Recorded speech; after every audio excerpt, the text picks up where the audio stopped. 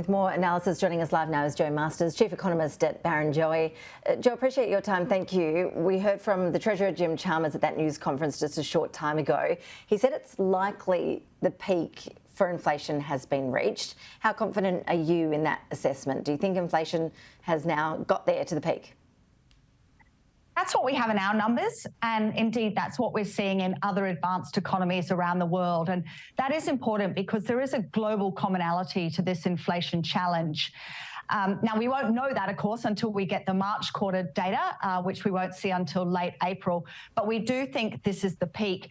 The most important issue, as Ross Greenwood just mentioned, and in fact the quote from the Treasurer, though, is how quickly inflation can come down. So we're at 7.8% now. The RBA's target band is 2 to 3%, and we don't think that we'll get below 3% until 2025. Well, Jim Chalmers did make the point that the biggest jump in inflation was in that first quarter of 2022, certainly not in the last quarter.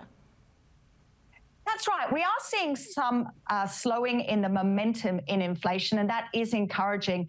I actually think when we sort of dissect the CPI basket, what we are seeing is that the price increases for goods, so things like clothing, furniture, for example, that is starting to decelerate. And that's consistent with the global supply chain is starting to get moving again. The reopening of China is positive for that. Shipping costs have come down. Some of the costs for building a home have come down.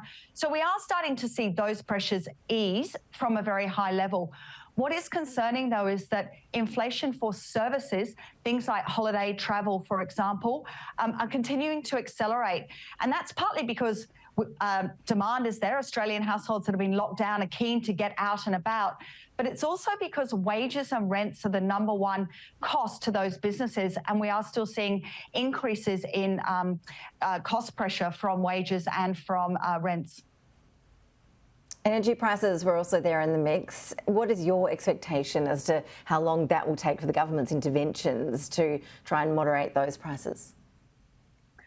There's several factors in that. As you said, we've got these interventions and they will take time to play out.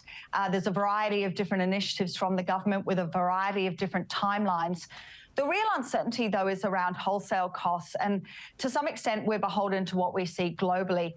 So we do expect that electricity and gas prices will continue to rise over the next 6 months, and that indeed is consistent with the Treasury's own forecasts and what was in the October budget. The hope is beyond that, though, that we start to see some easing of those pressures for households.